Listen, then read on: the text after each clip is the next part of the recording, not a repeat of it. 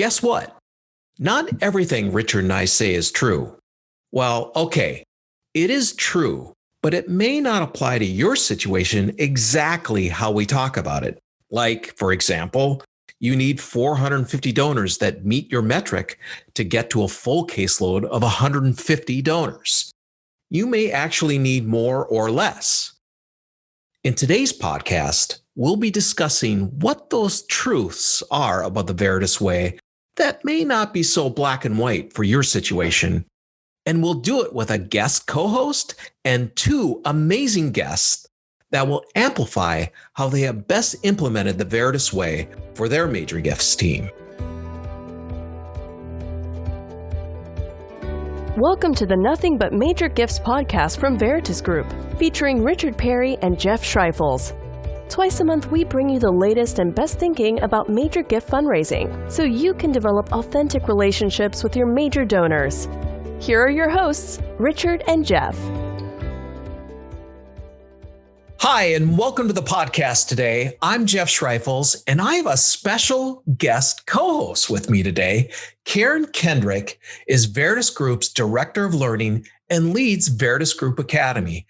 Richard is out this week, but I'm really excited to have Karen with me today. Hey, Jeff, I'm excited to be here. This is going to be great. I know. I can't wait. And it's going to be fun to do this with you. And I'm excited because in today's podcast, we're going to do something a little bit different because we'll be digging into how not everything that we say is going to be true for you and your organization. And so at Veritus, we have, as you probably know, a specific set of principles and processes that we call the Veritus Way. And I'm just going to briefly just kind of outline that out for you, what the Veritus Way is. So first of all, you're working with 150 qualified donors. And that means you go through a qualification process to get to that 150. And typically what we find is you need 450 donors to qualify to get to 150. So only 1 in 3 donors who meet a metric actually want to be part of a portfolio and want a deeper relationship with you. So you have 150 qualified donors. You tier those donors A, B, and C. That's part of the Veritus Way. You have a strategic plan and a revenue goal for every donor. So you have a revenue goal that your cash flow, and then you have a strategic plan for 12 months, at least one touch point per month. And within that plan, you are trying to find out the donor's passion and interests and their communication style and their preferences. And then you have someone that's holding you accountable to achieving that 12-month communication plan. And you know, Jeff, what's so exciting about that communication preferences and passions and interests is you have actually individualized plans for those donors on your caseload. That's right. Everyone has a plan. And these systems, they've been established for years, from years of work with thousands of fundraisers and leaders. But it's important to keep these principles really in perspective.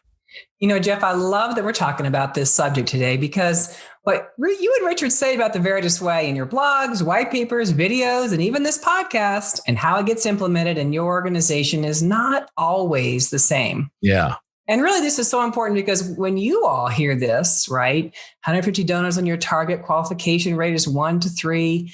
And if that's not working for you, you could feel discouraged or concerned or lost or thinking this really doesn't apply to you.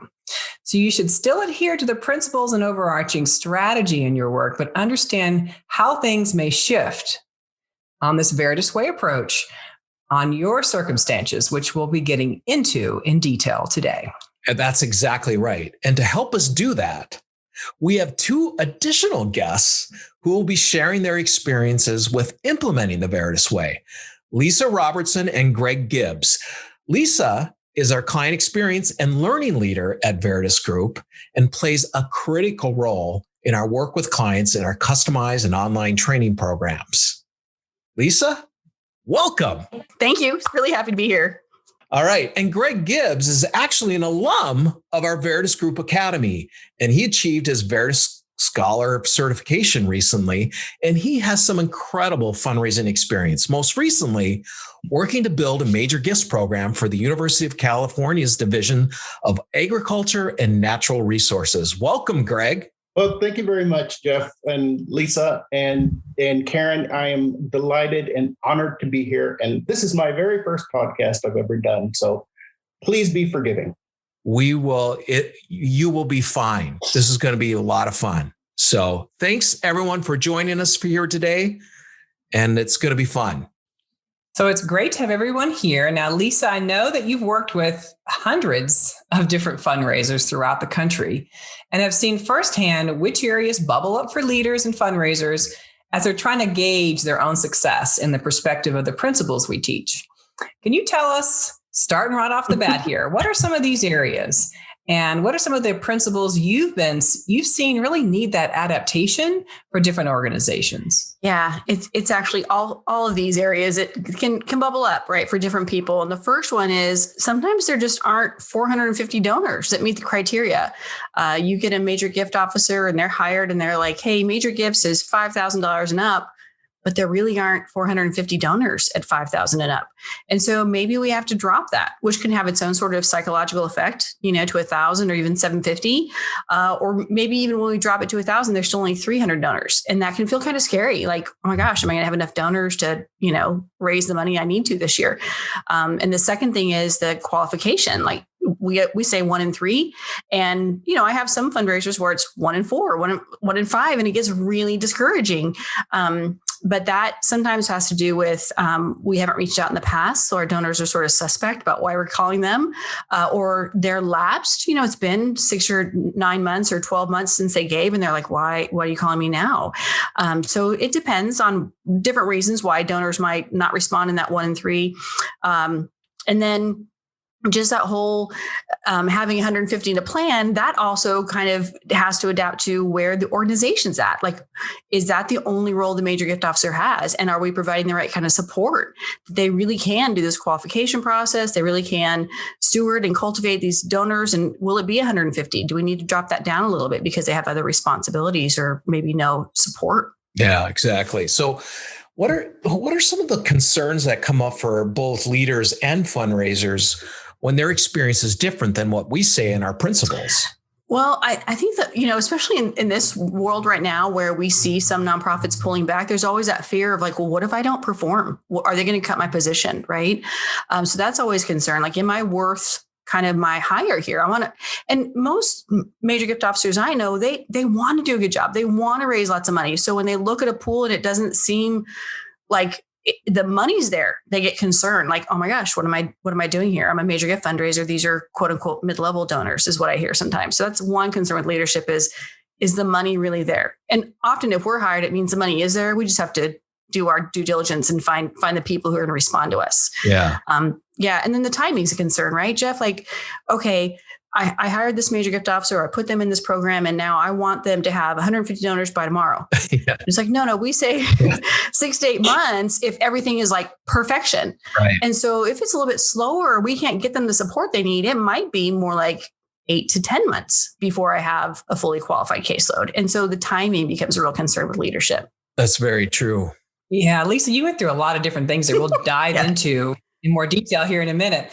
I want to hear from Greg. What was your experience like with implementing the Veritus Way? Let's hear from you.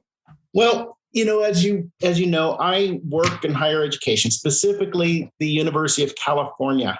And we have some really big players that are part of the University of California system, like Berkeley and UCLA and UC San Diego, Irvine, UC Davis. And so we've got 10 different campuses, plus the Division of Agriculture and Natural Resources. And I didn't show any preferences in the order I listed those schools out. But full disclosure, I was trained to be a fundraiser at UC Davis. That's where I started my fundraising career. And those institutions, especially Cal, UCSF, had $1 billion year one year. They're really good at raising money. I mean, in general, the UC system really hasn't been raising money that long when you compare us to our East Coast schools like Harvard and Princeton and Cornell. And as a result, when our fundraising programs were really established about 25 years ago, it's very metrics heavy. We're talking face-to-face visits, calls made, ask made, gifts closed, how do you steward the donor, lather, rinse, repeat. And dollar goals are always set based on the position, more so than the caseload. And so that's how I was trained. That's how most of my team was trained. And there's nothing wrong with that. But oftentimes you get a portfolio that you're handed a bunch of names, right? Mm-hmm. Here's your caseload. Go out there and raise some money. And if you can't raise money from that portfolio or that caseload, then you better go out and find some new donors, because we have to reach the dollar goals. That's the only thing that matters. So it wasn't a very, what I would say, donor-centric. It was very effective. But I think now a lot of those campuses and what I'm trying to do in my division are starting to realize that if we can really work and find out the donor's passion, then we can get to it. So a few months back, Jeff, I took a course that you and Richard gave. It was a webinar this past January. Right. It was just an introduction to the Veritus Way. Yeah. And you talked about an upcoming Major Gift Academy. And for me, I was immediately convinced that this is the way that my Major Gift team needs to go. So I scheduled a meeting with my Major Gifts team, as well as our lead of advancement services and my boss, the executive director. And I didn't want to give them an agenda. We were already in Zoom world. And I wanted to try to get their undivided attention. So not only did I not give them the agenda, but I actually played that recorded webinar. Wow. And I had a captive audience by doing that. And when it was over, all of them, I looked and said, "Hey, folks, what do you guys think?" They were quiet. I mean, not a word, which is very unusual especially from my team. And then one of them said, "Are you suggesting that we switch what we've been taught or trained to do for years and actually talk about donors?" And I nodded yes and didn't really say anything. And, I've had the same team together. I'm very fortunate for the last 4 years. And some of us were together even when we worked on campus at UC Davis. And I then, tried to alleviate some of their fears. So Lisa, like when you're working with clients, there's that initial fear, especially if they work for a large institution. And I said, you know what, I'm going to sign up for this academy and I'm going to pay for it out of my own pocket. That way I didn't get any pushback from my boss. And instantly everyone jumped in and said, "Hey, can you share with me what you learned?" And I said, well, let me try it myself to see if this is going to really work for us.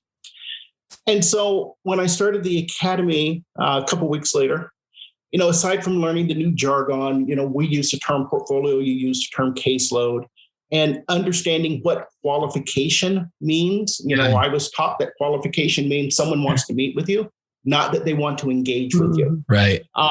And looking at how Veritus was describing things, it was literally eye-opening for me.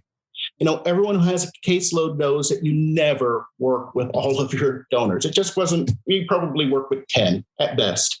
And the rest of them were just names that were in there. And you might email them on occasion and rarely with any, response and so forth. And you were just hoping and praying that you were going to hit your numbers or that a new donor was going to fall out of the sky. And we never really drilled down to see in our caseload, these are folks who hopefully already have a connection. So why don't we try to build that relationship? And that's what I learned about with the Veritus Way, and also understanding the donor value attrition. My Major Gifts team was initially started in 2017, so it's fairly new. We were basically all just doing whatever gifts came in the door. And so we established a major gift program. So we didn't really have that attrition, but even over the last 4 years, I'm starting to see, wait a minute, we're not really paying attention to donors who were just giving us money just a few short years ago. We're chasing new stuff and we're ignoring those that are already there.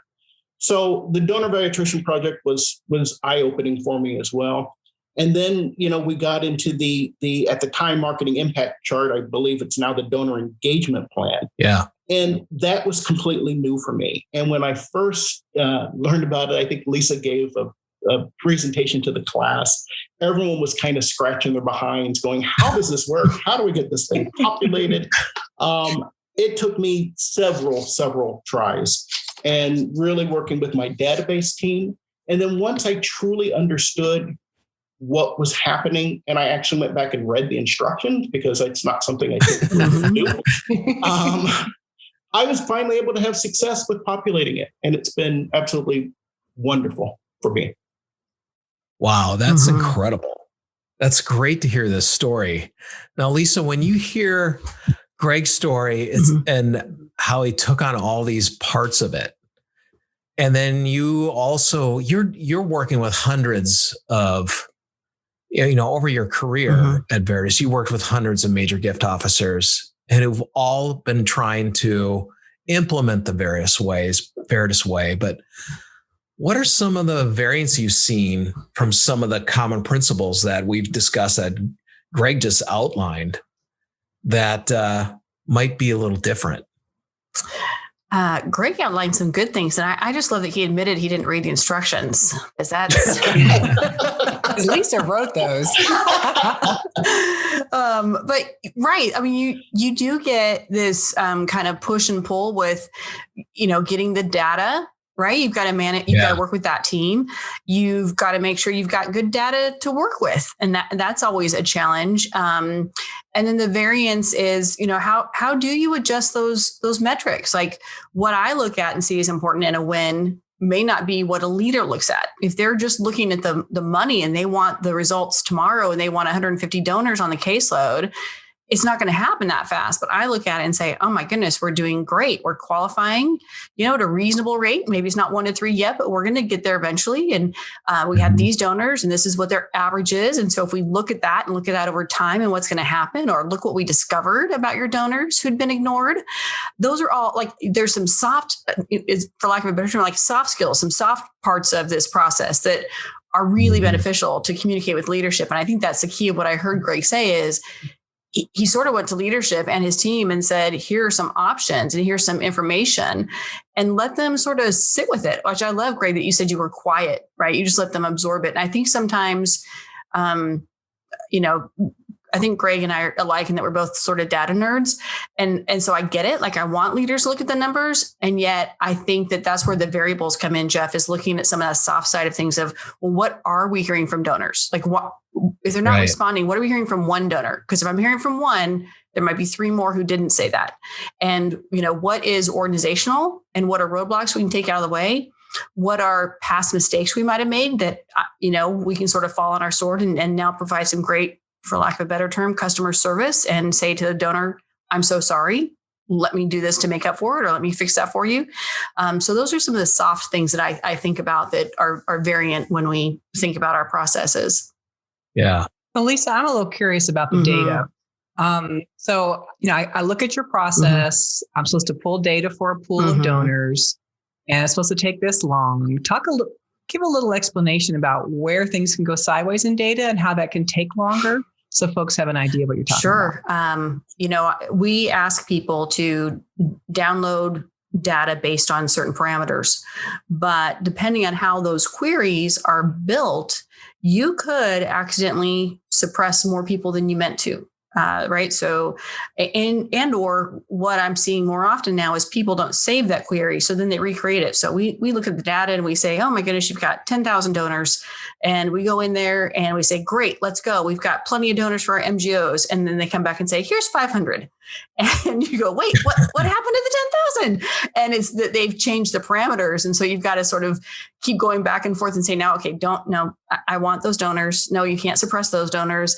And it's just kind of this tussle. And so what happens is the coding is off sometimes, or Richard and Jeff in their book talk about silos. And sometimes that happens, right? We're told, oh, you can't talk to that donor. They're an event donor, or they gave through direct mail. You can't talk to them. So that happens. The other thing that happens is sometimes there are financial guidelines that affect how the donations show up. I just had this happen this morning.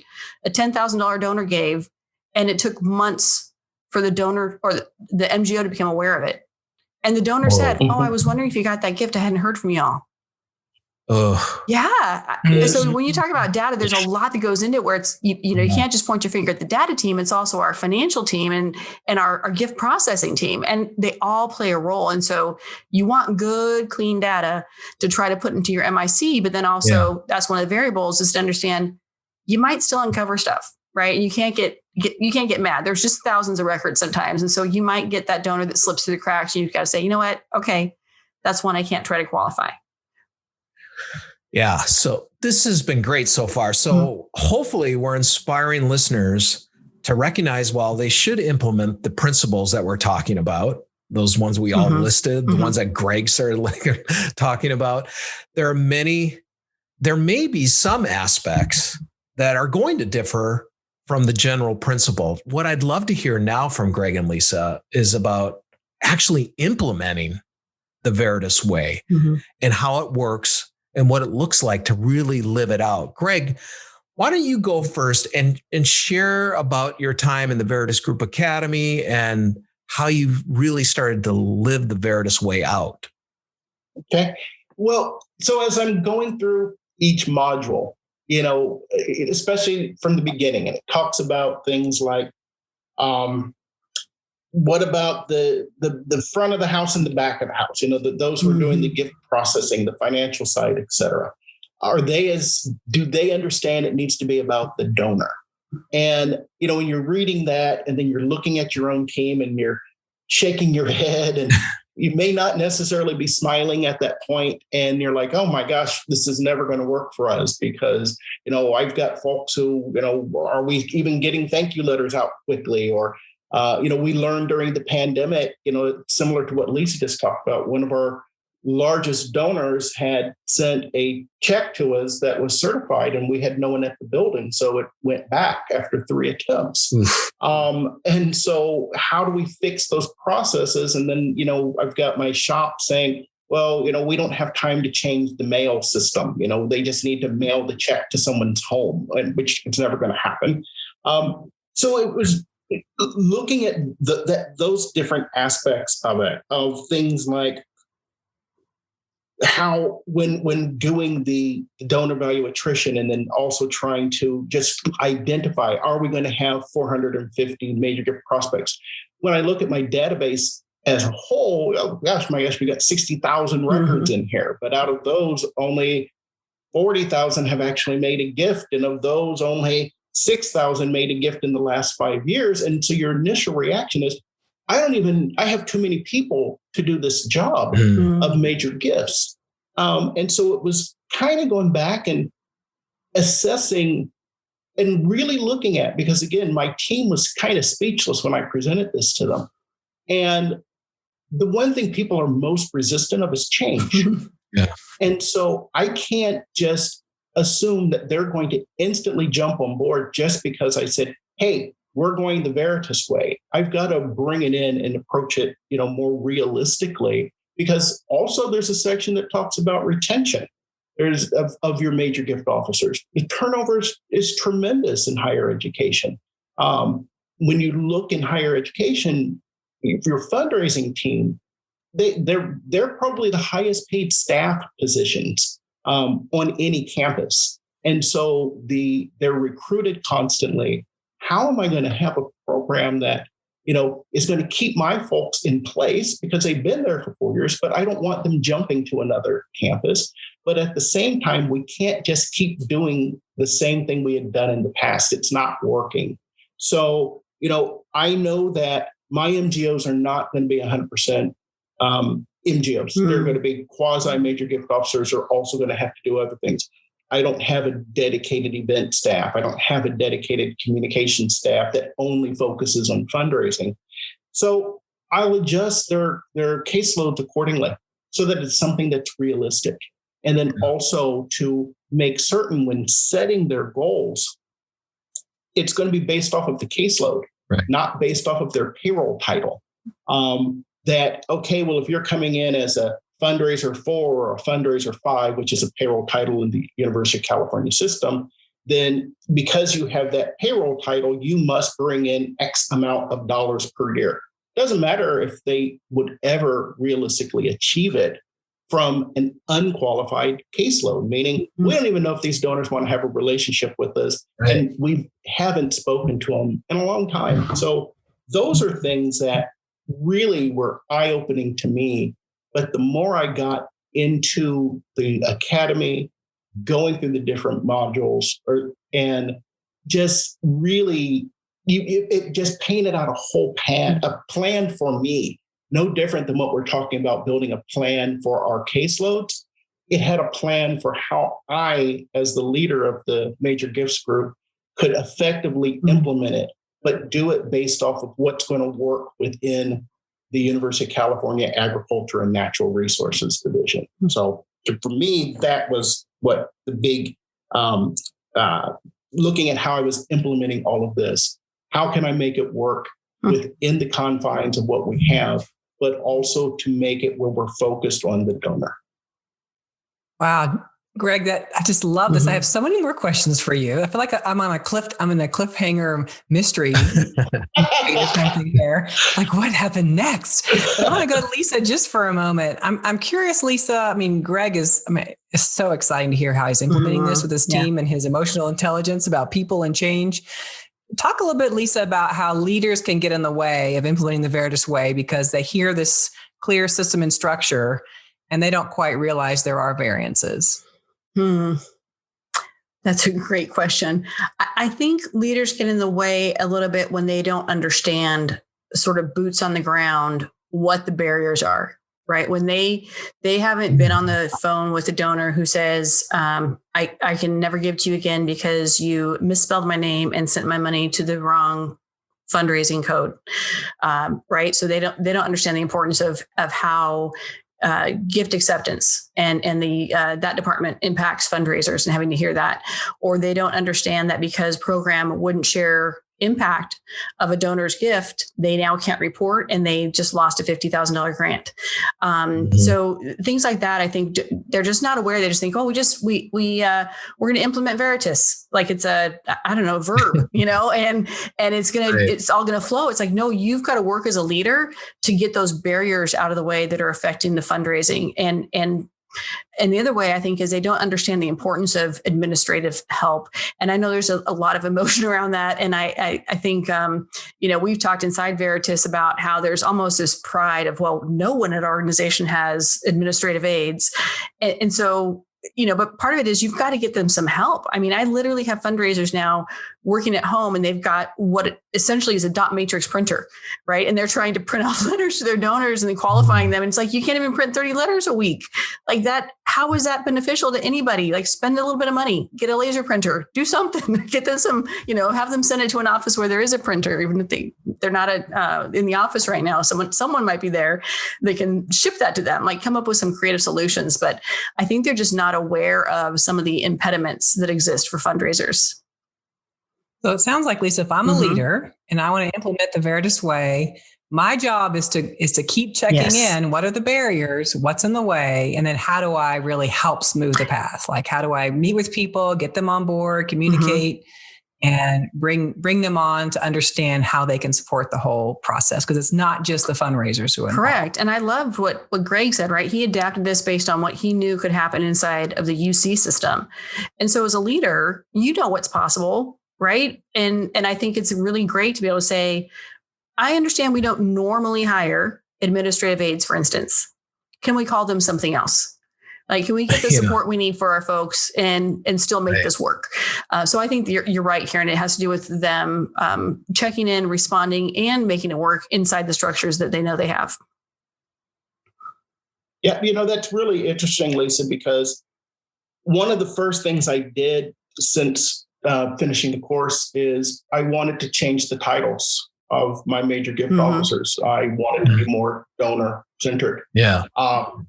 And so I talked with my team. They kind of were in agreement with that. And I ran it through HR because while, yes, we are our own fundraising division within the University of California, we're still part of the University of California. And HR was able to give us some suggestions. We haven't finalized on what we're going to change the name to, but she looked at what is industry standard, what would fit. Do we want them to be called, for example, donor relations specialist? Well, within the division that I work for, a specialist is an academic title. Yep. And so, okay, we don't want that. Well, what about coordinator? Well, no, in our division, coordinator is a lower level. And so she really helped me, HR really helped me with coming up with some options that not only would be more donor-centric, but would also follow within the guidelines and the considerations of the university. But at the same time, one thing that she said is, we don't want to create a title that's so unusual that your folks can't progress to their next level. Because I have folks who do want to grow. And if they have a title that is not something people would recognize right away, am I stifling their journey moving forward in their career paths? That's awesome. I mean, that is amazing. And what I want to know, Greg, is of all the things about the Veritus Way that you learned in the course, what was the hardest thing to implement with your team? And then what did you feel was the easiest thing to really get going on? The hardest thing is we're still trying to do it. And that is to completely agree that we're going to redo our caseloads. Yeah. Literally take everyone, put them back into the process and reevaluate, because we've got folks who are hanging on to, well, they've always been in my caseload. Right. But yet I haven't spoken with them for the last few years, but I don't want to drop them because their giving potential is so tremendous, even though they've never been qualified. Right. So the toughest thing was getting my MGOs to understand the importance of qualification and having a qualified caseload. So the way I got around that, I enrolled all three of them, and they're currently in the Veritus Academy right now. Oh, good. They started, I think it was April 5th.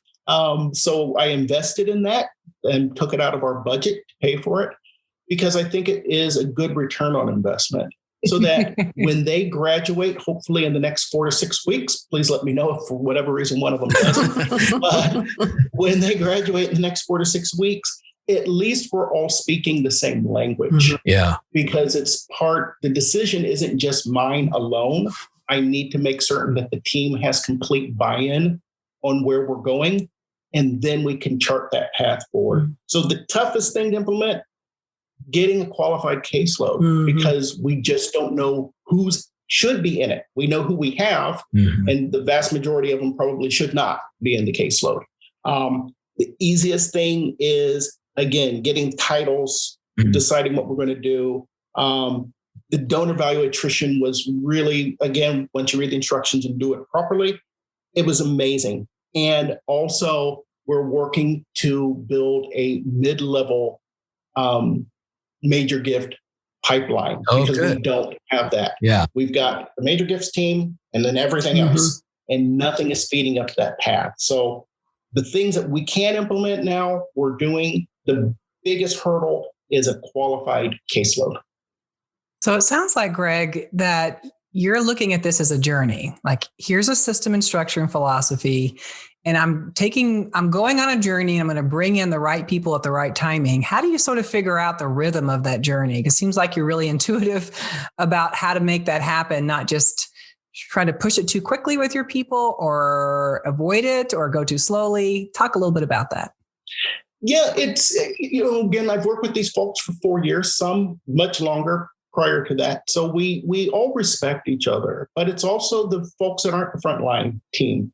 They need to be a part of this as well. And so when I was going to the academy, every Wednesday when we had our weekly team meetings, they're hearing me just drone on and on about what I've learned. And I was sharing the readings with them, saying, hey, read this when you get an opportunity. And so they were kind of understanding it. But, in our world, everything's tied around the academic calendar. We always know that in the summertime, it's going to be a lot slower as far as working with our program leaders, those that we're trying to raise money for. And then we know that in the fall, things pick up. And so we know when to move. We know exactly, when our budget letters are going to be issued. I just submitted budget for this year, for the next fiscal year, which begins July 1st. Again, donors don't care that our fiscal year is July 1st, but I do. Right. Because that allows me to know, all right, well, I've had these 2 vacancies. Is now the time to fill them? Or do I want to wait until my current team has their qualified caseloads before I bring on an additional major gift officer? Or I know I have a development associate position, an administrative position that has yet to be filled. That to me is a higher priority because my team is drowning in too much work. They've got way too many things going on, and now they're trying to do it from home. Nobody's in the office yet. We're going back soon, it looks like. But a lot of them don't want to come back to the office, and I'm fine with that. They don't need to be in the office to be a major gift officer. They should be focused on doing their job, and that is working with their donors. So I'm lucky that I have that flexibility. My leadership trusts that we're doing things the right way. We're able to project what our gift revenue should be, and we've been pretty much on track. We haven't seen any ebbs and flows with it. So that longevity really helps us. We have a track record. I have to say that if I'm an MGO listening to this podcast, I'm going to call Greg and ask for a job. Yeah, seriously. I'm like, this is the kind of leadership we need, right? Well, hopefully they will have graduated from the Veritus Academy. Wow. That is an amazing story, Greg. I'm seriously Lisa, we talk about this all the time. Like, who are these MGOs, they're not supported by good leaders. Right. And everything that Greg outlined is like the dream that we like to walk into, where the leader is supportive of everything that their MGOs are trying to do and is out there advocating for them. Yep, absolutely. So, Lisa, I would love to know, because you've, as we said before, you've worked with hundreds of major gift officers, and I would love to know some of the characteristics. So the characteristics that are really critical to really be able to implement and live out the Veritus Way. What are they? Sure. Yeah. Well, I always say that there's this pendulum between relationship building and administrative skills. And clearly most MGOs are hired because they're relationship people, which we love. But the best ones, they know how to balance that pendulum swing, right? So they block their time for things that are not their favorite, like administrivia. I didn't say that right, but administrivia, I don't know, administration, they don't like it. But they know it's important, right? And so they block the time and they figure out and they create space for it. So it's not left by the wayside, because no one wants to get to the end of a week and be like, oh my goodness, I have to put in, 100 things into my database or whatever. Another one I think is really important is patience. Patience as a program grows, there's this buildup. And it's really important to be patient with that whole qualification piece, with that revenue piece we talked about a minute ago, with how many donors are being qualified. Just be patient with themselves. And for leadership to be patient and just trust the process. And then to understand qualification's a beast. I think you guys wrote a blog about that at the end of 2019, maybe, but it's really hard. And so the best fundraisers I see really make sure they track their attempts and they adjust to make sure they're following up with what's happening. They're nimble and they can figure out where they need to adjust. And so they might realize, hey, I'm getting behind in follow-up. And so I need to stop sending letters for a week, or maybe I need to reduce letters this week. They adjust based on timing and what's happening. And they might adjust their approach because they're like, man, I'm down at 1 in 5. What's going on? Maybe I need to change my days and times that I call. Maybe I need to email differently. Maybe I need to try a different tactic. And so they'll adjust. And the best leaders allow for that. They allow that kind of flexibility. They allow for and provide that support so that MGOs aren't spending all their time on mail merges and data sorting and that sort of thing. Mm-hmm. And then MGOs will work at managing caseload, and they'll understand it takes a lot of flexibility. And so they're really usually creative and curious, and they really push themselves to really share impact with donors, right? They ask for gifts, and they know the right time, and they know how to really cultivate a good relationship. And good leaders give them a lot of freedom to do that. They watch the metrics that are important, which is, are they having quality connections? Are they having these stewardship calls? Are they making asks? All the things that we talk about. And then they provide them with resources to do that, which include great impact stories and a packaged budget. That's what leaders can do.